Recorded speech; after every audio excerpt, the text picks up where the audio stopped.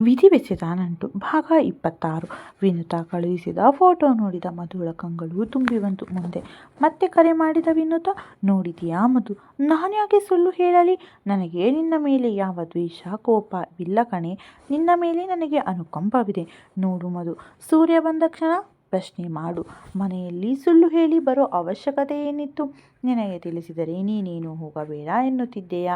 ನಿನ್ನಿಂದ ಮುಚ್ಚಿಡೋ ಕಾರಣವಾದರೂ ಏನು? ಯೋಚಿಸು ಮಧು, ಎಲ್ಲ ಕಡೆಯಿಂದಲೂ ಯೋಚಿಸು. ಸರಿ ಮಧು, ನಾನು ಕಾಲ್ ಕಟ್ ಮಾಡುತ್ತೇನೆ ಎಂದು ಕರೆ ತುಂಡರಿಸಿದಳು ವಿನುತಾ.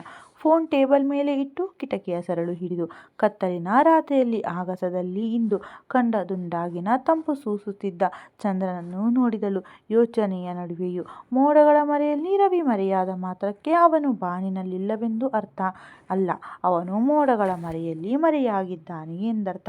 ಹೌದು, ಅವರು ನನಗೆ ಹೇಳದೇ ಹೋಗಿದ್ದಾರೆ. ಹಾಗೆಂದ ಮಾತ್ರಕ್ಕೆ ಅವರ ಬಗ್ಗೆ ನಾನು ತಪ್ಪು ತಿಳಿದುಕೊಳ್ಳುವುದು ಎಷ್ಟು ಸರಿ? ಅವರ ಮೇಲೆ ನನಗೆ ಪೂರ್ಣ ನಂಬಿಕೆ ಇದೆ. ನನಗೆ ಮೋಸ ಮಾಡುವುದಿಲ್ಲವೆಂದು ನಾವು ಏನೇ ಹೇಳಿದರೂ ನಂಬುತ್ತೇವೆ ಎಂದ ತಿಳಿದ ನಂತರ ಮುಗಿಯಿತು. ಹೊಳೆಯುವ ನಕ್ಷತ್ರವನ್ನು ತೋರಿಸಿ ಅಂಧಕಾರದಲ್ಲಿ ಮುಳುಗಿಸಿ ಬಿಡುತ್ತಾರೆ ನಾವು ನಂಬಿದವರು. ಮಧು ಎಂಬ ಅಜ್ಜಿಯ ಮಾತು ನೆನಪಾದ ಕ್ಷಣ ಮನದಲ್ಲಿ ದ್ವಂದ್ವದ ಬೀಸಿಗಾಳಿ ಎದ್ದಿತ್ತು. ಇಲ್ಲ, ಅತ್ತಿಗೆಯ ಮಾತು ನಂಬಬಾರದು. ತಾಳ್ಮೆ ಹೇಗೆ ಸಂಬಂಧಗಳನ್ನು ಗಟ್ಟಿಯಾಗಿಸುತ್ತದೆಯೋ ಹಾಗೆ ಅನುಮಾನ ಸಂಬಂಧಗಳನ್ನು ಒಡೆದು ಬಿಡುವುದು. ಅನುರಾಗವಿದ್ದಲ್ಲಿ ಅನುಮಾನವಿರಬಾರದು. ಒಬ್ಬರ ಬಗ್ಗೆ ತಿಳಿಯದೆ ತಪ್ಪಾಗಿ ಅರ್ಥೈಸಿಕೊಳ್ಳುವುದು ಕೂಡ ಅಪರಾಧವೇ. ಅದು ಒಬ್ಬ ಉಪನ್ಯಾಸಕಿಯಾಗಿದ್ದಳು. ಅವಳು ಯಾರ ಬಗ್ಗೆಯೂ ಪೂರ್ವಾಪರ ತಿಳಿದುಕೊಳ್ಳದೆ ತಪ್ಪು ತಿಳಿಯುವ ಹೆಣ್ಣೇ ಅಲ್ಲ. ಯಾರೊದ್ದೋ ಮಾತು ಕೇಳಿ ಸಂಸಾರ ಕೆಡಿಸಿಕೊಳ್ಳುವ ಹೆಣ್ಣು ಅಲ್ಲ.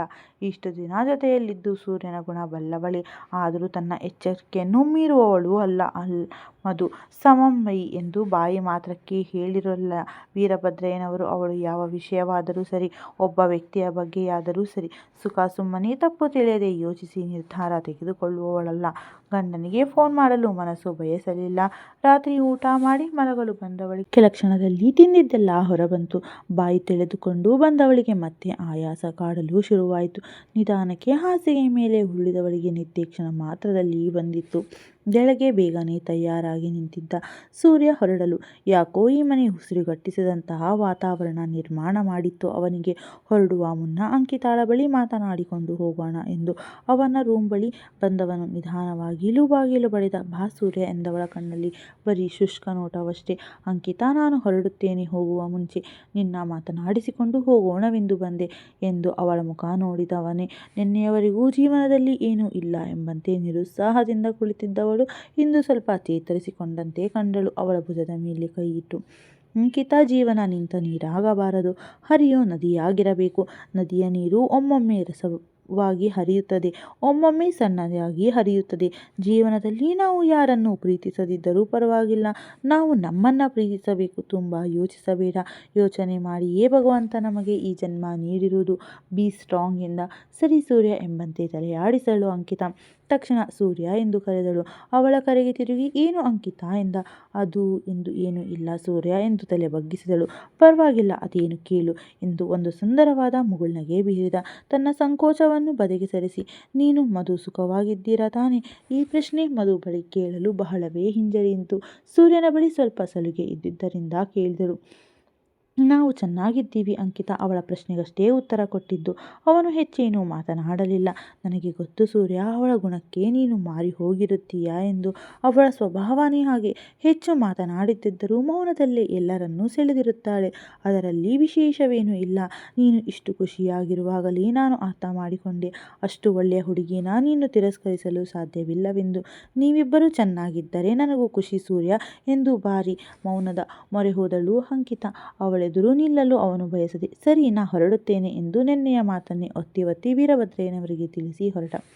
ರಾತ್ರಿಯಿಂದ ಶುರುವಾದ ವಾಂತಿಗೆ ಬಹಳವೇ ಆಯಾಸಗೊಂಡಿದ್ದಳು ಮಧು. ಬೆಳಗ್ಗೆ ತಿಂದ ತಿಂಡಿಯೂ ಕೂಡ ಉದರ ಸೇರದೆ ಕ್ಷಣ ಮಾತ್ರದಲ್ಲೇ ಹೊರಬಂದಿತ್ತು. ಇನ್ನು ಮಗನನ್ನು ನಂಬಿದರೆ ಅಷ್ಟೇ ಎಂದು ವಿದ್ಯಾ ಸಂಜೆಗೆ ಫೋನ್ ಮಾಡಿದಾಗ ಅವನು ಒಬ್ಬ ಲೇಡಿ ಡಾಕ್ಟರ್ನ ಕಳುಹಿಸಿಕೊಡುತ್ತೇನೆ ಎಂದು ಹೇಳಿದ. ಸಂಜಯ್ನ ಶಿಫಾರಸಿನ ಮೇಲೆ ಬಂದಿದ್ದ ಲೇಡಿ ಡಾಕ್ಟರ್ ಮಧುನ ಚೆಕ್ ಮಾಡಿ ಹೊರಬಂದರು. ಅದೇ ಸಮಯಕ್ಕೆ ಮನೆಯೊಳಗೆ ಪ್ರವೇಶಿಸಿದ ಸೂರ್ಯ. ತನ್ನ ರೂಮಿನಿಂದ ಹೊರಬಂದ ಡಾಕ್ಟರ್ ಅರುಣರನ್ನು ನೋಡಿ, ಅರೆ ಡಾಕ್ಟರ್ ಅರುಣ ನೀವು ಎಂದು ಬೆರಗಿನಿಂದ ಕೇಳಿದ. ಸೂರ್ಯ ತನ್ನ ಸಹೋದ್ಯೋಗಿ ತನ್ನ ಮನೆಗೆ ಯಾಕೆ ಬಂದಿದ್ದಾರೆ ಎಂದು. ಅವನ ಮಾತಿಗೆ ನಗುತ್ತಾ ಕಂಗ್ರ್ಯಾಚುಲೇಷನ್ ಸೂರ್ಯ ಎಂದ. ಅವನ ಕೈ ಕುಲುಕಿ, ನಿಮ್ಮ ಹೆಂಡತಿ ಈಗ ಗರ್ಭಿಣಿ, 1.5 ತಿಂಗಳಾಗಿದೆ. ನಾಳೆ ನೀವು ಹಾಸ್ಪಿಟಲ್ಗೆ ಬರುತ್ತೀರಲ್ಲ, ಆಗ ನಿಮ್ಮ ಹೆಂಡತಿಯನ್ನು ಕರೆದುಕೊಂಡು ಬನ್ನಿ, ಮತ್ತೊಮ್ಮೆ ಪರೀಕ್ಷೆ ಮಾಡೋಣ. ಮಾತ್ರೆ ಬರೆದು ಕೊಟ್ಟಿದ್ದೀನಿ, ನಾನಿನ್ನು ಬರುತ್ತೇನೆ ಎಂದು ಹೇಳಿದ. ಅರುಣರ ಮಾತಿಗೆ ಸಂತೋಷದಿಂದ thank you so much Aruna ಎಂದು ಮಂದಹಾಸ ಬೀರಿದ. ಅವನ ನಗುವಿಗೆ ಅವರು ನಗುತ್ತಾ ಬೆರೆಸುತ್ತಾ ಹೊರಟರು. ಡಾಕ್ಟರ್ ಅರುಣ ಮನೆ ಮಂದಿಗೆಲ್ಲ ಈ ವಿಷಯ ಕೇಳಿ ಅತಿ ಆನಂದವಾಯಿತು. ಸತ್ಯಪ್ರಕಾಶ್ ಖುಷಿಯಿಂದ ಮಗನ ಬೆನ್ನು ತಟ್ಟಿದರೆ ಅಜ್ಜಿ ಕಣ್ಣಲ್ಲೇ ಆನಂದ ತೋರಿಸಿದರು. ಅಣ್ಣ ಕಾಂಗ್ರ್ಯಾಚುಲೇಷನ್, ಅಂತೂ ನನ್ನ ಅತ್ತೆ ಮಾಡಿಬಿಟ್ಟಿಯಲ್ಲ ಎಂದು ತೋಳಿಗೆ ಗುದ್ದಿ ಹೋದಳು ಅನು. ಹೆಂಡತಿಯ ನೋಡಲು ಕಾತರದಿಂದ ಹೊರಗೆ ಹೋಗಲು ನಿಂತವನ ನಡೆದರು ವಿದ್ಯಾ. ಸೂರ್ಯ ಬೆಳಗ್ಗೆನೇ ಬರುತ್ತೀನಿ ಎಂದವನು 11 ಗಂಟೆಗೆ ಬಂದಿದ್ದೀಯಾ? ಒಂದು ಚೂರು ಜವಾಬ್ದಾರಿ ಇಲ್ಲ ನಿನಗೆ. ಈಗ ಒಂದು ಮಗುವಿನ ತಂದೆಯಾಗುತ್ತಿದ್ದೀಯಾ. ಇನ್ನು ಮುಂದೆಯಾದರೂ ಹೆಂಡತಿಗೆ ಸಮಯ ಕೊಟ್ಟು ಅವಳನ್ನು ಚೆನ್ನಾಗಿ ನೋಡಿಕೋ ಸರಿನಾ ಎಂದು ಮಗನ ಭುಜಗುದ್ದಿದರು. ಅಮ್ಮ ನಿನಗೆ ನನಗಿಂತ ನಿನ್ನ ಸೊಸೆಯ ಮೇಲೆ ಭಾರೀ ಪ್ರೀತಿ. ಮಗ ಈಗ ತಾನೇ ಮನೆಗೆ ಬಂದಿದ್ದಾನೆ, ಇವನು ಊಟ ಮಾಡಿದನಾ ಇಲ್ಲವಾ ಎಂದು ಕೇಳದೆ ಹೆಂಡತಿಯನ್ನು ಚೆನ್ನಾಗಿ ನೋಡಿಕೋ ಎಂದು ಮಾತ್ರ ಹೇಳುತ್ತೀಯ. ನಾನು ತಿಂದು ಚೆನ್ನಾಗಿದ್ದರಲ್ಲವಾ ನಿನ್ನ ಸೊಸೆಯನ್ನು ಚೆನ್ನಾಗಿ ನೋಡಿಕೊಳ್ಳಲು ಸಾಧ್ಯ. ಪೆಚ್ಚು ಮೋರೆ ಹೊತ್ತು ಹೇಳುತ್ತಿದ್ದ ಮಗನನ್ನು ನೋಡಿ ವಿದ್ಯಾ ಮೆಲ್ಲಗೆ ನಗುತ್ತಾ, ನೀನು ಯಾವುದಕ್ಕೂ ಮೋಸ ಮಾಡಿಕೊಂಡರೂ ಹೊಟ್ಟೆಗೆ ಮೋಸ ಮಾಡಿಕೊಳ್ಳುವುದಿಲ್ಲವೆಂದು ನನಗೆ ತಿಳಿದಿದೆ, ಹೋಗೋ ಸಾಕು ಎಂದು ಭುಜ ತಡವಿದರು ವಿದ್ಯಾ. ಮಗನ ಹಸಿವನ್ನು ತಡೆಯುವುದಿಲ್ಲ ಎಂದು ತಿಳಿದಿದ್ದರು ಅವರಿಗೆ. ಅವರ ಮಾತಿಗೆ ನಗುತ್ತಾ ತನ್ನ ರೂಮಿಗೆ ಬಂದ. ಡಾಕ್ಟರ್ ನೀವು ತಂಗಿಯಾಗುತ್ತಿದ್ದೀರಾ ಎಂದ ಕ್ಷಣ ವಿವರಿಸಲಾಗದ ಪುಳಕ ಆನಂದ ಅವಳೆದೆಯಲ್ಲಿ ಮಿನುಗಿತ್ತು. ತನ್ನ ಉದರದ ಮೇಲೆ ಕೈ ಇಟ್ಟು, ನನ್ನ ಕಂದ, ನನ್ನದೇ ಮಜ್ಜೆ ನೆತ್ತರ ಮಾಂಸವನ್ನು ಹಂಚಿಕೊಂಡು ನನಗಾಗಿ ಬರುತ್ತಿರುವ ನನ್ನ ಕುರುಹು ಅಮ್ಮ, ನಿನ್ನ ಮಗಳು ಅಮ್ಮನಾಗುತ್ತಿದ್ದಾಳೆ. ಇಷ್ಟು ದಿನದವರೆಗೂ ನಾನು ಮಧು ಮಾತ್ರ ಆಗಿದ್ದೆ, ಈಗ ಅಮ್ಮ ಎಂದು ಕರೆಯೋ ಜೀವ ನನ್ನಲ್ಲಿ ಸೃಷ್ಟಿಯಾಗುತ್ತಿದೆ. ಈ ಆನಂದ ನಿನ್ನ ಹತ್ತಿರ ಹೇಳಿಕೊಳ್ಳಬೇಕೆನಿಸುತ್ತಿದೆ ಅಮ್ಮ. ಪ್ರತಿ ಹೆಣ್ಣಿಗೆ ಈ ಸಂದರ್ಭದಲ್ಲಿ ತನ್ನಲ್ಲಿ ಉಂಟಾಗುತ್ತಿರುವ ಸಣ್ಣ ಸಣ್ಣ ಬದಲಾವಣೆ ಆನಂದ ಪುಳಕವನ್ನೆಲ್ಲ ತನ್ನ ಅಮ್ಮನ ಬಳಿ ಹೇಳಬೇಕೆನಿಸುತ್ತದೆ. ಆದರೆ ಅದು ನನಗೆ ಎಂದು ಈಡೇರದ ಬಯಕೆ. ಸೂರ್ಯನಿಗೆ ಈ ವಿಷಯ ತಿಳಿದರೆ ಯಾವ ರೀತಿ ಪ್ರತಿಕ್ರಿಯಿಸಬಹುದು? ಎಲ್ಲ ಸಿನಿಮಾಗಳಲ್ಲಿ ತೋರಿಸಿದ ಹಾಗೆ ನನ್ನ ಎತ್ತಿಕೊಂಡು ಸುತ್ತಿಸಬಹುದಾ? ಇಲ್ಲ, ಅಷ್ಟೊಂದು ಒಳ್ಳೆಯ ಬುದ್ಧಿ ಅವರಿಗೆಲ್ಲಿದೆ. ನಾನು ತಂದೆಯಾಗುತ್ತಿದ್ದೀನಿ ಎಂಬ ವಿಷಯ ತಿಳಿದರೆ ತುಂಬ ಖುಷಿ ಪಡುತ್ತಾರೆ. ಅದೇ ಖುಷಿಯಲ್ಲಿ ನನ್ನ ತಬ್ಬಿ ಮುದ್ದಾಡಬಹುದು ಎಂದು ಏನೇನು ಯೋಚಿಸುತ್ತಾ ನಾಚಿಕೆಯಿಂದ ಹೂವಿನಂತೆ ಅರಳುತ್ತಿದ್ದ ಹೆಂಡತಿ ನಗೆಯ ತನ್ಮಯನಾದ ಸೂರ್ಯ ಕೊಂಚ ಹೆಂಡತಿಯನ್ನು ರೇಗಿಸುವ ಬಯಕೆಯಿಂದ ಒಳಬಂದನು. ದರ್ಪಣದೆದುರು ನಿಂತು ಟೇಬಲ್ನ ಮೇಲೆ ಮೊಬೈಲ್ ವಾಚು ಇಟ್ಟು ತನ್ನ ಅಂಗಿಯ ಗುಂಡಿ ಬಿಚ್ಚಲು ಶುರು ಮಾಡಿದ ಗಂಡನನ್ನು ನೋಡಿ, ಅರೆರೀ ಯಾವಾಗ ಬಂದಿರಿ ಎಂದು ಹಾಸಿಗೆ ಮೇಲಿಂದ ಎದ್ದು ಅವನ ಬಳಿ ಬಂದಳು. ಈ ಆನಂದವನ್ನು ಅವನೊಂದಿಗೆ ಹಂಚಿಕೊಳ್ಳಲು. ಅವಳ ಮಾತಿಗೆ ಒಳಗೆ ನಗುತ್ತಾ ಈಗ ಬಂದೆ ಎಂದ.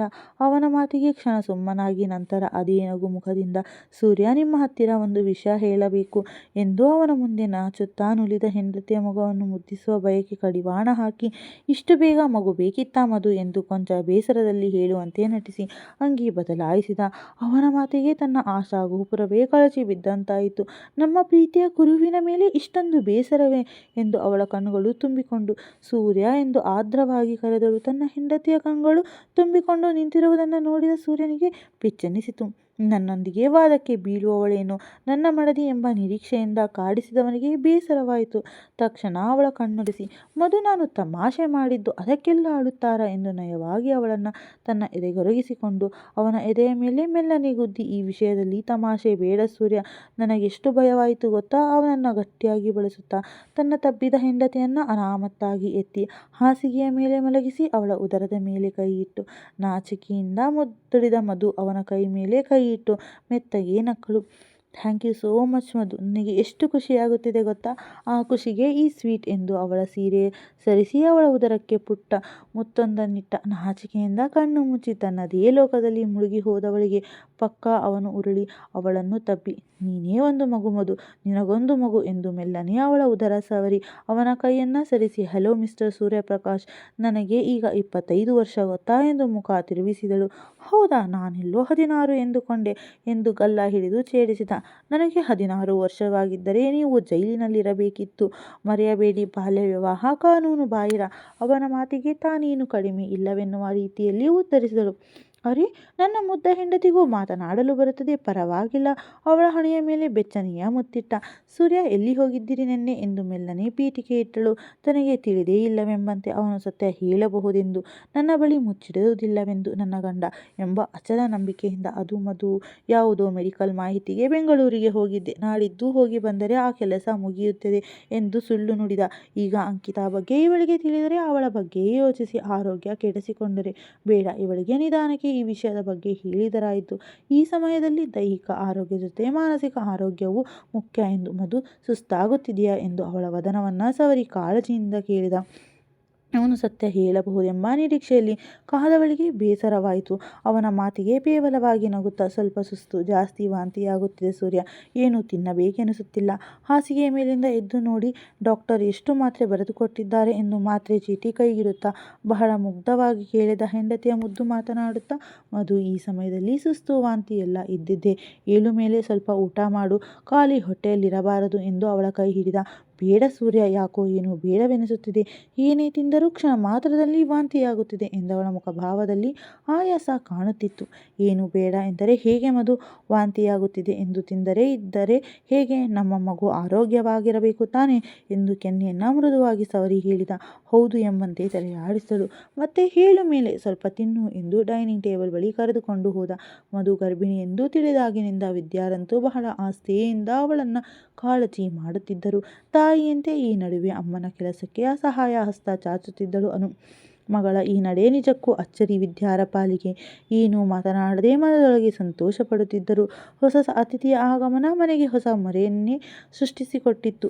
ಮಧುಗಂತೂ ಈ ನಡುವೆ ಕೈಕಾಲು ಕಟ್ಟಿದಂತಾಯಿತು. ಎಲ್ಲ ಕೆಲಸವನ್ನ ವಿದ್ಯಾರೇ ಮಾಡುವಾಗ ಹಾಗೆಂದು ಸುಮ್ಮನೆ ಕೂರುವವಳಲ್ಲ ಮಧು. ಅಲ್ಪ ಸ್ವಲ್ಪ ಅತ್ತಿಗೆ ಸಹಾಯ ಮಾಡುತ್ತಾ ತನ್ನ ಆರೋಗ್ಯದ ಬಗ್ಗೆ ಅತಿ ಹೆಚ್ಚು ಕಾಳಜಿ ವಹಿಸುತ್ತಾ ತನ್ನ ಮುದ್ದು ಮಗುವಿನ ಲೋಕದಲ್ಲಿ ಮುಳುಗಿದ್ದಳು. ಅತ್ತೆಯ ಮಾತು ಎಷ್ಟು ಸತ್ಯ. ಭ್ರಾತೃತ್ವದ ಅನುಭವ ವರ್ಣಿಸಲಾಗದು. ಅಂತಹ ಅನುಭವಗಳನ್ನು ತಾನು ಅನುಭವಿಸುತ್ತಾ ಯಾವುದೇ ಚಿಂತೆ ಇಲ್ಲದೆ ಖುಷಿಯಿಂದ ಯಾವಾಗ ನನ್ನ ಮಗು ನನ್ನ ಕೈಗೆ ಬರುವುದು ಎಂದು ತವಕದಿಂದ ಕಾಯುತ್ತಿದ್ದಳು ತನ್ನ ಅಸ್ತಿತ್ವದ ಕುರುಹಿಗಾಗಿ. ಹಲೋ ಮಧು, ಹೇಗಿದ್ದೀಯಾ? ಭಾವೋದ್ವದಲ್ಲಿ ಹೇಳಿದ ವೈಷ್ಣವಿ ತನಿಗೆ. ಇಂದು ನೆನಪಾಯ್ತಾ ಈ ಗೆಳತಿ? ಎಷ್ಟು ಸರ್ತಿ ಫೋನ್ ಮಾಡಿದ್ದೀನಿ, ಫೋನ್ ಸ್ವಿಚ್ ಆಫ್ ಬರುತ್ತಿದೆ ಎಂದು ತನ್ನ ಹುಸಿಮುನಿಸಿನಿಂದ ಕೇಳಿದ ಗೆಳತಿಯ ಸ್ವರಕ್ಕೆ ಅವಳು ನನ್ನನ್ನು ಅದೆಷ್ಟು ಪ್ರೀತಿಸುತ್ತಾಳೆ ಎಂಬ ವಿಚಾರ ಅರಿಯದವಳೇನಲ್ಲ ವೈಷ್ಣವಿ. ಮಧು, ನನ್ನ ಫೋನ್ ಕಳೆದು ಹೋಯಿತು ಕಣೆ. ನನ್ನ ಬಗ್ಗೆ ಗೊತ್ತಲ್ವಾ, ನನ್ನ ನಂಬರ್ ನನಗೆ ನೆನಪೇ ಇರೋಲ್ಲ. ಇನ್ನು ನಿನ್ನ ನಂಬರ್ ನೆನಪಿಟ್ಟುಕೊಂಡಿರುತ್ತೀನಾ? ಹೇಗೋ ನಿನ್ನ ನಂಬರ್ ತೆಗೆದುಕೊಂಡು ಫೋನ್ ಮಾಡಿದೆ. ಫೋನ್ ಕಳೆದುಕೊಂಡಿದ್ದರಿಂದ ಫೋನ್ ಮಾಡಿದ್ದು ಎಷ್ಟು ಸತ್ಯವೋ ಅದೊಂದು ಕಾರಣ ಎಂಬುದು ಅಷ್ಟೇ ಸುಳ್ಳು. ತನ್ನ ತಾಯಿ ಏಕಾಏಕಿ ಬಂದು ನೀನು ತೇಜಸ್ವಿಯನ್ನ ಮದುವೆಯಾಗು, ಅವನು ನಿನ್ನನ್ನು ಒಪ್ಪಿದ್ದಾನೆ ಎಂದು ಒಂದೇ ಸಮನೆ ಬಲವಂತ ಮಾಡಿದ ಕಾರಣ ತೇಜಸ್ವಿಯನ್ನು ಒಪ್ಪುವುದೋ ಬೇಡವೋ ಎಂಬ ಯೋಚನೆಯಿಂದ ಹೊರಬಂದ ಮೇಲಷ್ಟೇ ಗೆಳತಿಯ ನೆನಪು ವೈಷ್ಣವಿಗೆ ಬಂತು. ಸಾರಿ ವೈಶು, ನನಗೂ ಗೊತ್ತಿರಲಿಲ್ಲ. ಮತ್ತೆ ಹೇಗಿದ್ದೀಯಾ ವೈಶು? ನಾನು ನಿನಗೊಂದು ವಿಷಯ ಹೇಳಬೇಕಿತ್ತು ಎಂದು ಹೇಳಿದ ಗೆಳತಿಯ ಮಾತಿನಲ್ಲಿ ಅದೇನೋ ಹರ್ಷವಿತ್ತು. ಹೌದಾ ಮಧು, ನಾನು ಕೂಡ ನಿನ್ನ ಹತ್ತಿರ ಒಂದು ವಿಷಯ ಹೇಳಬೇಕು ಎಂದವಳ ಮಾತಿನಲ್ಲಿ ಬಹಳ ಸಂತೋಷವಿದ್ದಂತೆ ಕಂಡಿತು ಮಧುಗೆ. ಏನು ಹೇಳು ವೈಶು ಎಂದು ಅವಳ ಮನದ ಸಂತೋಷಕ್ಕೆ ಕಿವಿಯಾಗ ಬಯಸಿದಳು ಮಧು. ನೀನೇ ಮೊದಲು ಹೇಳು ಮಧು, ಅದೇನು ವಿಷಯ ಎಂದಳು ಗೆಳತಿಯ ಹರ್ಷಕ್ಕೆ ಅದೇನು ಕಾರಣವಿರಬಹುದು ಎಂದು. ವೈಶು, ನಾನು ಅಮ್ಮನಾಗುತ್ತಿದ್ದೀನಿ, ನನಗೆ ಈಗ 1.5 ತಿಂಗಳು ಎಂದ ಮಾತಿಗೆ ಕುಳಿತಿದ್ದ ಸೋಫಾದಿಂದಲೇ ಮೇಲೆದ್ದ ವೈಶು ರಿಯಲಿ ಎಂದವಳಿಗೆ ಕುಣಿಯುವಷ್ಟು ಸಂತಸವಾಗಿತ್ತು. ಲೇ ಮಧು, ಇದು ಕನಸಲ್ಲ ತಾನೇ ಎಂದು ಮೊಬೈಲ್ನ ತಿರುಗಿಸಿ ತನ್ನ ಕೈ ಚಿವಿಟುಕೊಂಡು ಕೇಳಿದಳು ವೈಷ್ಣವಿ. ಮಲಗಿದ್ದರೆ ಕನಸು, ಎದ್ದಿದ್ದರೆ ಭ್ರಮೆ ಎಂದು ಕೊಂಚ ಛೇಡಿಸಿದ ಗೆಳತಿಯ ಮಾತಿಗೆ ಮಧು, ನನಗೆ ಎಷ್ಟು ಖುಷಿಯಾಗುತ್ತಿದೆ ಗೊತ್ತಾ? I can not explain. ನನ್ನ ಮಧು ಅಮ್ಮನಾಗುತ್ತಿದ್ದಾಳೆ. ಅಭಿನಂದನೆಗಳು ನನ್ನ ಮುದ್ದು ಗೆಳತಿಗೆ. ಅಬ್ಬಾ, ನಿನ್ನ ಸೂರ್ಯ ಮಧ್ಯೆ ಇರೋ ಕಂದಕ ಯಾವಾಗ ಸರಿಯಾಗುತ್ತೋ ಎಂದು ನಾನು ಯೋಚಿಸುತ್ತಿದ್ದೆ. ಆದರೆ ನೀವು ತುಂಬ ಫಾಸ್ಟ್ ಇದ್ದೀರಾ ಕಣೆ.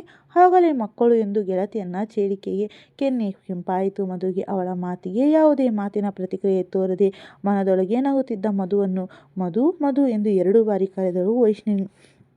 ಹೇಳು ವೈಶು ಎಂದು ಮೆಲ್ಲನೆ ನುಡಿದಳು ಪಿಸುಮಾತಿಗೆ. ಯಾವ ಲೋಕದಲ್ಲಿದ್ದೀರಾ ಮಧು ಮೇಡಮ್? ಸೂರ್ಯ ಲೋಕದಲ್ಲ, ಸ್ವಲ್ಪ ಗೆಳತಿಯ ಮಾತಿನ ಲೋಕಕ್ಕೆ ಬಾ ಎಂದು ಛೇಡಿಸಿದಳು ವೈಷ್ಣವಿಯ ಮಾತಿಗೆ. ಆ ರೀತಿ ಏನಿಲ್ಲ ವೈಶು ಎಂದವಳ ದನಿಗೆಯಲ್ಲಿ ನಾಚಿಕೆ ಪ್ರತಿಧ್ವನಿಸುತ್ತಿತ್ತು.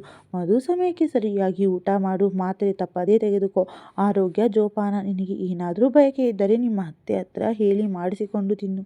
ಬಾಯಿ ಕಟ್ಟಬೇಡ, ಹಣ್ಣು ಹಂಪಲು ಚೆನ್ನಾಗಿ ತಿನ್ನು. ಮತ್ತೆ ನಮ್ಮ ಜೂನಿಯರ್ ಮಧುನೋ ಅಥವಾ ಸೂರ್ಯನೋ ಕೇಳ್ದೆ ಎಂದು ಹೇಳು. ಸರಿನಾ ಎಂದು ಉದ್ದುದ್ದ ಸಂಭಾಷಣೆ ಬಿಗಿಯುತ್ತಿದ್ದ ಗೆಳತಿಯ ಮಾತಿಗೆ ಸಾಕು ವೈಶು, ಎಲ್ಲರೂ ಹೇಳಿದ್ದನ್ನೇ ಹೇಳುತ್ತಿರುತ್ತೀರಾ. ನನಗೂ ಗೊತ್ತು, ಅದು ಸರಿ. ಅದೇನು ವಿಷಯ ಏನದು ಎಂದು ತುಸು ಕುತೂಹಲ ಬೆರೆಸಿ ಕೇಳಿದಳು ಮಧು. ಮಧು, ನನಗೆ ಮದುವೆ ನಿಶ್ಚಯ ಮಾಡಿದ್ದಾರೆ ಅಪ್ಪ ಎಂದು ಹೇಳಿದ ವೈಷ್ಣವಿಯ ಮಾತಿಗೆ ಬಹಳವೇ ಖುಷಿಯಾಗಿತ್ತು ಮಧುಗೆ. ಅಷ್ಟೇ ಬೇಗ ಆ ನಗು ಬಾಡಿತು. ವೈಶು, ಹುಡುಗ ಯಾರು ಎಂದು ಆತುರವಾಗಿ ಕೇಳಿದ. ಹುಡುಗ ತೇಜಸ್ವಿಯಾಗಿದ್ದರೆ ಚಂದ ಎಂಬ ಭಾವದಿಂದ.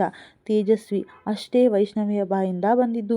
ಒಂದು ಪ್ರಶ್ನೆ ಒಂದು ಉತ್ತರಕ್ಕೆ 100 ಉತ್ತರ ಅಥವಾ 100 ಪ್ರಶ್ನೆ ಹೇಳುತ್ತಿದ್ದ ವೈಷ್ಣವಿ ಈ ವಿಷಯದಲ್ಲಿ ಮೌನಿ.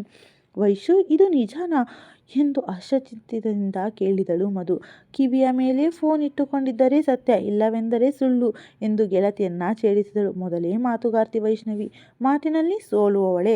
ವೈಶು, ನನಗೂ ತುಂಬ ಖುಷಿಯಾಗುತ್ತಿದೆ ಕಣೆ, ಏನು ಹೇಳಬೇಕೆಂದು ತಿಳಿಯುತ್ತಿಲ್ಲ. ಮತ್ತೆ ಯಾವಾಗ ನಿಶ್ಚಿತಾರ್ಥ ಎಂದು ನಗುತ್ತಾ ಕೇಳಿದ ಗೆಳತಿಯ ಮಾತಿಗೆ ಮುಂದಿನ ತಿಂಗಳು ಮಧು. ಅಷ್ಟೇ ಉತ್ತರ. ಈ ಬಾರಿಯೂ ವೈಷ್ಣವಿ ಎದ್ದು, ವೈಶು, ನೀನು ತೇಜಸ್ವಿನ ಮದುವೆಯಾಗಲು ಮುಕ್ತ ಮನಸ್ಸಿನಿಂದ ಒಪ್ಪಿದ್ದೀಯ ತಾನೆ ಎಂದಳು. ಯಾಕೋ ದಿಗಿಲಾಗಿತ್ತು ಮಧು ಮನಕ್ಕೆ. ಅವನು ತನ್ನ ಮರೆತಿರಬಹುದಾ, ಅಥವಾ ನನ್ನ ನೆನಪಿನಲ್ಲಿಟ್ಟುಕೊಂಡು ವೈಷ್ಣವಿಗೆ ಮುಕ್ತವಾಗಿ ಪ್ರೀತಿ ಕೊಡದೆ ಹೋದರೆ, ವೈಶು ಅವನ ಪ್ರೀತಿ ಪರಿತಪಿಸುತ್ತಾ ಕಾಯುತ್ತಾ ಕುಳಿತರೆ ಎಂಬ ಸಂಶಯದ ಮೂಟೆ ತಲೆಯ ಮೇಲೆ ಹತ್ತಿ ಕುಳಿತು.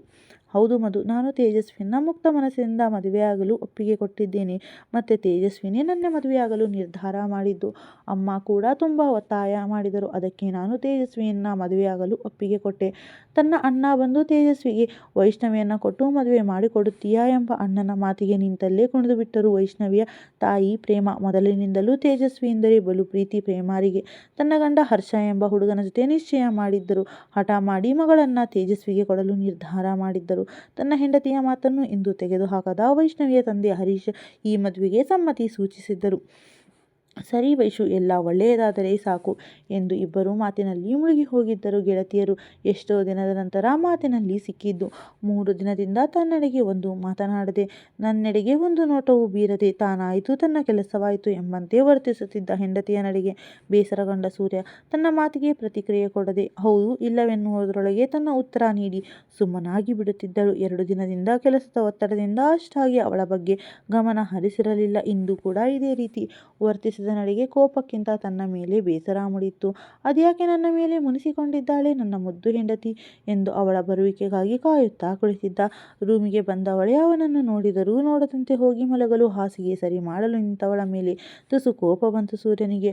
ಆದರೂ ಅದು ಕೆಲ ಗಳಿಗೆಯಷ್ಟೇ. ಮನೆಯವರೆಲ್ಲ ಜೊತೆ ನಗುನಗುತ್ತಾ ಮಾತನಾಡುವ ಮಧು ತನ್ನೆಡೆ ತೋರುವ ತಾತ್ಸಾರವನ್ನು ಸಹಿಸದಾದನು ಸೂರ್ಯ. ಅವಳ ಮೌನವನ್ನು ಬಹಳ ಪ್ರೀತಿಸುವ ಸೂರ್ಯ ಇಂದು ಅವಳ ಮೌನವೇ ಯಾಕೋ ಅಸಹನೀಯವಾಗಿ ಕಂಡಿತ್ತು. ಸಣ್ಣ ವಿಷಯಕ್ಕೆಲ್ಲ ಕೋಪ ಮಾಡಿಕೊಳ್ಳುವ ಸಣ್ಣತನದವಳಲ್ಲ ನನ್ನವಳು ಎಂದು ಅವಳನ್ನು ಹಿಂದಿನಿಂದ ಬಳಸಿ, ಯಾಕೆ ನನ್ನ ಮುದ್ದು ಹೆಂಡತಿ ನನ್ನ ಮೇಲೆ ಮುನಿಸಿಕೊಂಡಿದ್ದಾಳೆ, ಯಾವ ಅಪರಾಧಕ್ಕೆ ಈ ಶಿಕ್ಷೆ ಎಂದು ಅವಳ ಕೆನ್ನೆಗೆ ತನ್ನ ತುಟಿ ಊರಿದ. ಬಿ ಸೂರ್ಯ ಎಂದು ಅವನಿಂದ ಬಿಡಿಸಿಕೊಂಡು ಸ್ವಲ್ಪ ಮುಂದೆ ಹೋಗಿ ನಿಂತಳು. ತಾನು ಅಂಕಿತಾನನ್ನು ನೋಡಲು ಹೋಗಿದ್ದೆ ಎಂಬ ವಿಷಯವನ್ನ ಹೇಳುವನು ಸೂರ್ಯ ಎಂದು ನಂಬಿದ್ದ ಮಧುಗೆ ನಂಬಿಕೆ ಕುಸಿದಿತ್ತು. ಮೊನ್ನೆ ಕೂಡ ಹೋಗಿದ್ದವನು. ಈ ವಿಷಯದ ಬಗ್ಗೆ ಸೂರ್ಯ ಮತ್ತೆ ಸುಳ್ಳು ಹೇಳಿದ್ದು ನೋಡಿ ಅವಳ ಮನಸ್ಸು ತುಂಬ ಋಣಾತ್ಮಕವಾದ ಯೋಚನೆಗಳು ನುಡಿಯಲು ಶುರುವಾದವು. ಭೂಮಿಗೆ ಬಿದ್ದ ಬೀಜದಂತೆ ವಿನುತಾಳ ಮಾತು ಇಂದು ಅವಳ ಮನದಲ್ಲಿ ಮೊಳಕೆ ಒಡೆಯಲು ಸಿದ್ಧವಾಗಿತ್ತು. 2 ದಿನದ ನಂತರ ತನ್ನ ಹೆಸರು ಕರೆದ ಹೆಂಡತಿಯ ದನಿಯಲ್ಲಿ ಯಾವುದೋ ಮುಖ ಕಿವುಚುವ ಸ್ವಾದವಿತ್ತು. ಯಾಕೋ ಅವಳ ವರ್ತನೆ ಸೂರ್ಯನಿಗೆ ಬಹಳವೇ ಬೇಸರ ತಂತು. ತನ್ನ ತಪ್ಪಾದರೂ ಏನು ಎಂದು ಮೊದಲೇ ಮೃದು ಸ್ವಭಾವದವಳಾದ ಮಧುಳ ಕಠೋರತನ ದನಿಗೆ ಚಕಿತನಾದ ಸೂರ್ಯ ಬೇಸರಗೊಳ್ಳಲಿಲ್ಲ, ಮುನಿಸಲೂ ಇಲ್ಲ. ಮುದ್ದಾಗಿ ಕಂಡಳು ಅವನ ಮದನ.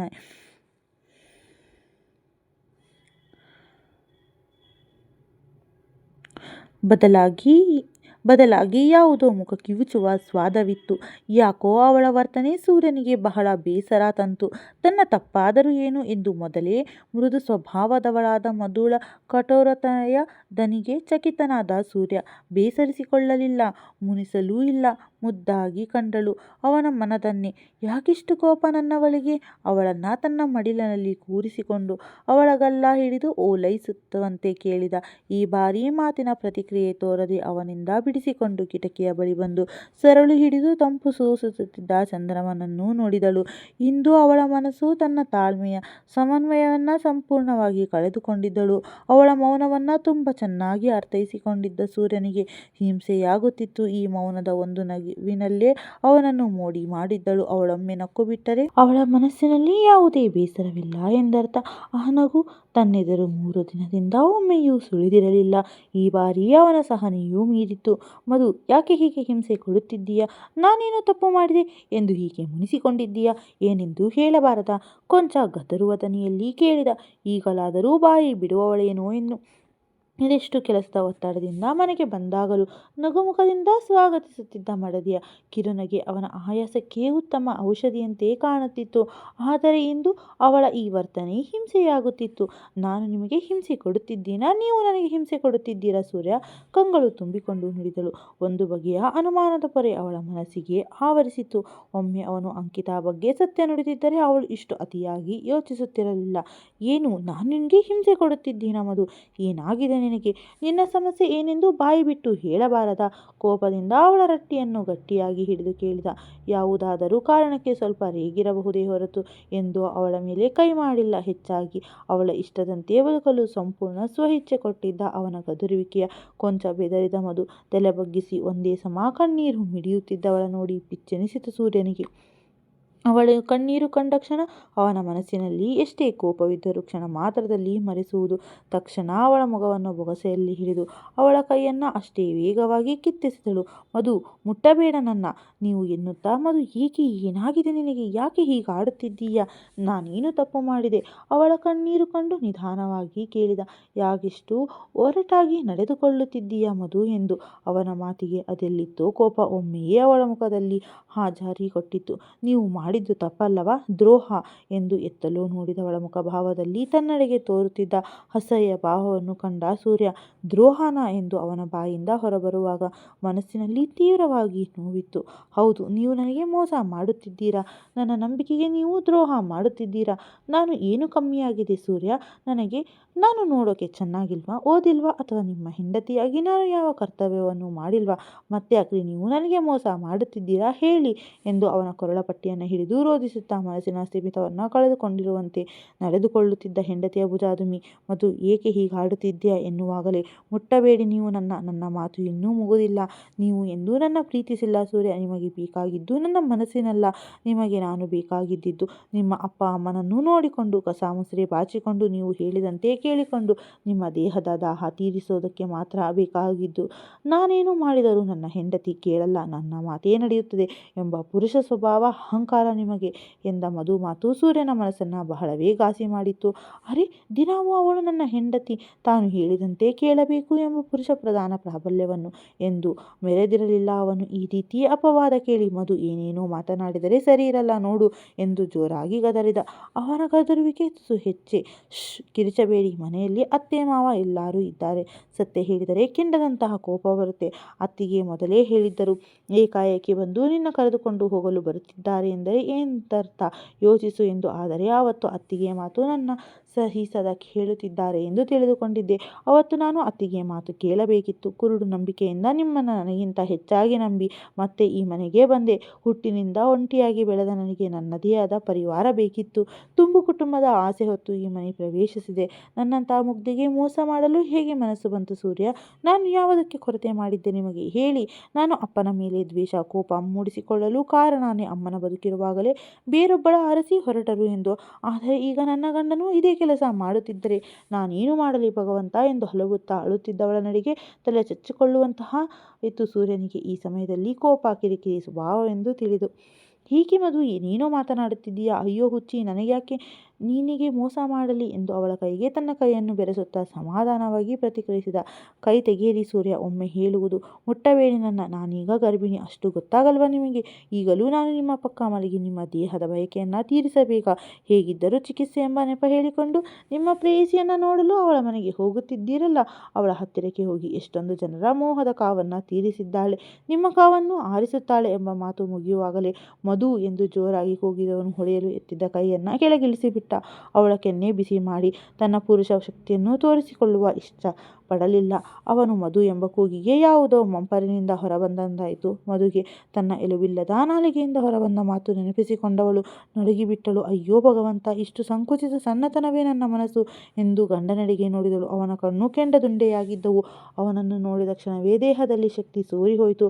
ಭಯದಿಂದ ಕಂಪಿಸುತ್ತಿದ್ದ ಮಧು ತನ್ನ ಮಾತಿನ ಪ್ರವಾಹಕ್ಕೆ ಬಹಳವೇ ಮರುಗಿಬಿಟ್ಟಳು. ಒಂದು ಮಾತನಾಡದೆ ನಿಂತಿದ್ದ ಸೂರ್ಯ ಜಗದ ಸೂರ್ಯನಂತೆ ಅವಳ ಜಗದ ಸೂರ್ಯ ಕೋಪದಿಂದ ಉರಿಯುತ್ತಾ ನಿಂತಿದ್ದ. ಗಂಟಲಿಂದ ಸ್ವರ ಹೊರಬರಲು ಮೀನಮೇಷವೆನಿಸುತ್ತಿತ್ತು. ಮಾತು ಖಡ್ಗಕ್ಕಿಂತ ಹರಿತವೆಂಬ ಮಾತು ತಿಳಿದಿದ್ದಳು. ಮಾತು ಆಡಿದರೆ ಹೋಯ್ತು, ಆ ಮಾತಿನಿಂದ ಇನ್ನೊಬ್ಬರ ಮನಸ್ಸು ಒಡೆಯುವುದರೆ ಸರಿಪಡಿಸಲು ಬಹಳವೇ ಕಷ್ಟ ಎಂದು ತಿಳಿದಿದ್ದ ಮಧು ಸಮನ್ವಯದಿಂದ ಯೋಚಿಸಿ ಮಾತನಾಡುತ್ತಿದ್ದಳು. ಎಷ್ಟೋ ಬಾರಿ ಮೌನದ ಮೊರೆ ಹೋಗಿ ಯೋಚಿಸಿ ಮಾತನಾಡುತ್ತಿದ್ದವಳು ಇಂದು ಅವಳ ವಿವೇಚನಾ ಶಕ್ತಿ ಸಂಶಯ ಎಂಬ ಗಾಳಿಗೆ ತೂರಿ ಹೋಗಿ ತನ್ನ ತಪ್ಪಿನ ಅರಿವಾದ ಕ್ಷಣ ಸೂರ್ಯ ಎಂದು ತನ್ನ ಮಾತನ್ನು ಸವರಿಸಿಕೊಳ್ಳಲು ಬಂದವಳ ಕೈ ಅಡ್ಡಲಾಗಿ ಇಟ್ಟ ಸೂರ್ಯ ಇನ್ನೊಂದು ಮಾತನಾಡಿದರೂ ನಾಲಿಗೆ ಕತ್ತರಿಸಿ ಬಿಡುತ್ತೇನೆ. ಏನಂದುಕೊಂಡಿದ್ದೀಯಾ? ನನ್ನ ನಡತೆಯ ಬಗ್ಗೆ ಪ್ರಶ್ನೆ ಮಾಡೋಕೆ ಯಾರೇ ನಿನಗೆ ಅಧಿಕಾರ ಕೊಟ್ಟವರು ಎಂದು ಅಬ್ಬರಿಸಿದವನನ್ನು ನೋಡಿ ಎರಡೆಜ್ಜೆ ಮುಂದೆ ಇಟ್ಟು ಸೂರ್ಯ ಎಂದು ಅವನ ಕೈ ಹಿಡಿಯೋದಕ್ಕೆ ಏನೋ ಹೇಳಲು ಬಂದವಳ ಕೈ ಕಿತ್ತೆಸೆದು ಮುಟ್ಟಬೇಡ ನಿನ್ನ ಕೊಳಕು ಮನಸ್ಸಿನಿಂದ. ಅಬ್ಬಾ, ನಾನು ತಿಳಿದುಕೊಂಡಿದ್ದೆ ನಿನ್ನಲ್ಲಿ ನನ್ನ ಮೌನಿ ಸಂಬಂಧಕ್ಕೆ ಹೆಚ್ಚು ಬೆಲೆ ಕೊಡುವವಳು, ಯಾರ ಬಗ್ಗೆ ಕೂಲಂಕುಷವಾಗಿ ತಿಳಿಯದೆ ತಪ್ಪು ತಿಳಿಯುವ ಹೆಣ್ಣಲ್ಲ, ಸಹನೆಯಿಂದ ಕೂಡಿದ ಸದ್ಗುಣಿ ಎಂದು ಭಾವಿಸಿದ್ದೆ. ಆದರೆ ನನ್ನ ನಂಬಿಕೆಗೆ ನೀನು ಬರೆ ಎಳೆದು ಬಿಟ್ಟೆ.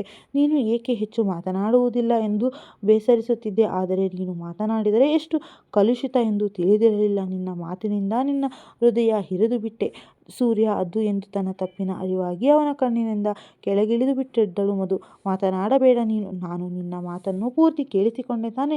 ಈಗ ನನ್ನ ಮಾತನ್ನು ಪೂರ್ತಿ ಕೇಳಿಸಿಕೊಂಡು ನಿನಗೆ ಇಷ್ಟ ಬಂದ ಹಾಗೆ ಬದುಕು ಎಂದು ಮಾತು ಅವಳ ಹೃದಯಕ್ಕೆ ಬಲು ಘಾಸಿ ಮಾಡಿಬಿಟ್ಟಿತ್ತು. ನನ್ನ ಮನೆಯವರು ಎಂದಾದರೂ ನಿನ್ನ ಕೆಲಸದವಳಂತೆ ಕಂಡಿದ್ದಾರಾ? ಯಾರಾದರೂ ನಿಮ್ಮ ದೊಡ್ಡಮ್ಮನಂತೆ ಕೊಂಕು ಮಾತನಾಡಿ ನಿನ್ನ ಮನಸ್ಸಿಗೆ ನೋಯಿಸಿದ್ದಾರಾ? ಹೇಳೆ ಎಂದು ಜೋರಾಗಿ ಕೂಗಿದವನ ಮಾತಿಗೆ ಇಲ್ಲ ಎಂಬಂತೆ ತಲೆಯಾಡಿಸಿದಳು. ಮಾತನಾಡೆ, ಯಾಕೆ ಬಾಯಿ ಮುಚ್ಚಿಕೊಂಡಿದ್ದೀಯ? ಈಗ ಮಾತ್ರ ಮಾತು ಗಂಟಲಿನಿಂದ ಹೊರಗೆ ಬರುತ್ತಿಲ್ಲವೇ? ನಾನು ಯಾವತ್ತಾದರೂ ನಿನ್ನ ಒಪ್ಪಿಗೆ ಇಲ್ಲದೆ ಅತಿಕ್ರಮಿಸಿದ್ದನ್ನ ಹೇಳು. ನೀನಾಗಿ ಬಂದು ಸಂಸಾರ ಶುರು ಮಾಡೋಣ ಎಂದ ಮೇಲಷ್ಟೇ ನಾನು ನಿನ್ನ ಮುಟ್ಟಿದ್ದು. ನೀನು ಹೇಳಿದ ಹಾಗೆ ನಾನೇನಾದರೂ ಹೆಣ್ಣಿನ ದೇಹದ ಮೇಲೆ ಚಪಲ ಹೊಂದಿದ್ದರೆ ನಮ್ಮ ಮೊದಲ ರಾತ್ರಿ ದಿನಾನೇ ನಿನ್ನನ್ನು ಅನುಭವಿಸಿ ತೀರುತ್ತಿದ್ದೆ. ನಮ್ಮ ಸಂಸ್ಕಾರದ ಬಗ್ಗೆ ಮಾತನಾಡಲು ಎಷ್ಟೇ ಧೈರ್ಯ ನಿನಗೆ? ಒಂಟಿಯಾಗಿ ಬೆಳೆದ ನಿನಗೆ ಸಂಬಂಧದ ಮೌಲ್ಯವೇ ತಿಳಿದಿಲ್ಲ. ನನ್ನ ಅಪ್ಪ ನನಗೆ ಬಹಳ ಸಂಸ್ಕಾರ ಕೊಟ್ಟು ಬೆಳೆಸಿದ್ದಾರೆ. ಒಂದು ಹೆಣ್ಣನ್ನು ಹೇಗೆ ಗೌರವಿಸಬೇಕೆಂದು. ಹಾಗೆ ನನ್ನೇನು ನಂಬಿ ಬಂದ ಹೆಣ್ಣನ್ನು ಎಂದೂ ನೋಯಿಸಬಾರದು, ವಂಚಿಸಬಾರದು ಎಂದು. ನಿನ್ನ ಅಪ್ಪನ ಹಾಗೆ ನನ್ನ ಹೋಲಿಸಲು ಎಷ್ಟು ಧೈರ್ಯ ನಿನಗೆ? ಅದು ಸೂರ್ಯ, ನಾನು ಅದು ನನ್ನ ಮಾತು ಕೇಳಿ ಇಲ್ಲಿ ಎಂದು ತಡವರಿಸುತ್ತಾ ಕಂಬನಿ ಮಿಡಿಯುತ್ತಾ ತನ್ನ ಬಳಿ ಬಂದು ಕೈ ಹಿಡಿದವಳ ಕೈ ಬಿಡಿಸಿಕೊಂಡು ಮುಟ್ಟಬೇಡ ನೀನು ನನಗೆ ಇಷ್ಟವಿಲ್ಲದಿರೋ ಬಟ್ಟೆಯನ್ನೇ ಧರಿಸದಿರೋ ನಾನು ಇಷ್ಟವಿಲ್ಲದೇನೆ ನಿನ್ನ ಮುಟ್ಟಿದೆನಾ? ನನ್ನ ಪರಿಶುದ್ಧ ಪ್ರೀತಿಗೆ ನೀನು ಕಾಮನೆ ಬಣ್ಣ ತುಂಬಿ ಬಿಟ್ಟೆ. ಛೀ, ಇಷ್ಟು ದಿನ ಮಧು ಹೆಸರಿನಷ್ಟೇ ಸಿಹಿ ಗುಣದವಳು ಎಂದು ಭಾವಿಸಿದ್ದೆ. ಆದರೆ ಅದನ್ನೆಲ್ಲ ನನ್ನ ಭ್ರಾಂತಿ.